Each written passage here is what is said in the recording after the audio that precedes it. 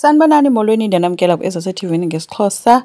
UMseleku ke uveze uba ufuna bake bathethe ngentetho kaMakhumalo apho wayethi yena wakha umzi kaMayeni and nguye wayelungiselela umtshato kaMayeni.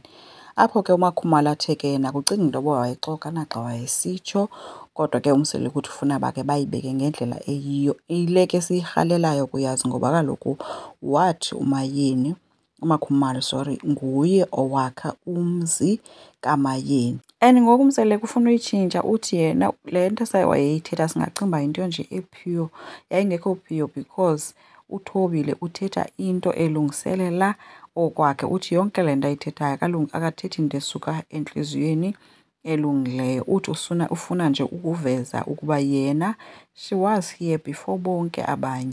But ke ukuyiveza kwakhe koku kwenza sijonge i-age difference yakhe noMpumelelo. Okwesibini, wayengakanani kanti uThobile ngoku wayetyolwa noMthombeni okanye ngoku wayelotyolwa nguMthembeni. Okunye ke ngeli xesha aphangela kule construction company wayephangela okanye yayiyeyakhe kweli lithi ke nguye owakha umzi kaMayeni.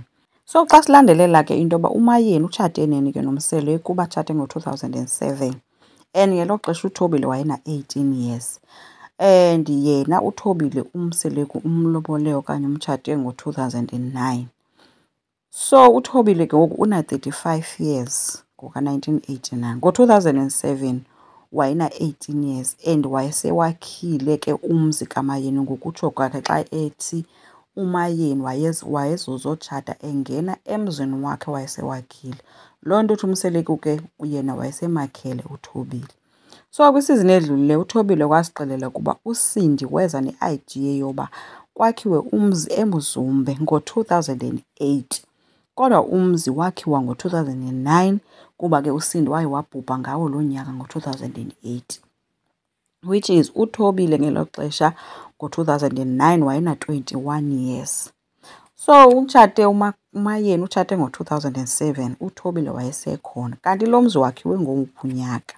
uThobile wayengakanani ngeli xesha kungena uMayeni? If uMayeni etshate ngo-2007, uThobile wayena-18. Umbuzo ke ngowoba uMseleku umlobole enangaphi uThobile and lo mzi wakhiwe nguThobile ngo-2009 engekho uMayeni, kodwa bathi uMayeni utshate ngo-2007 and uThobile yena uthi wadibana noMusa ena-18 years. Kanti lo mzi uwakhe nini if yena ena-35 years kungo-2024?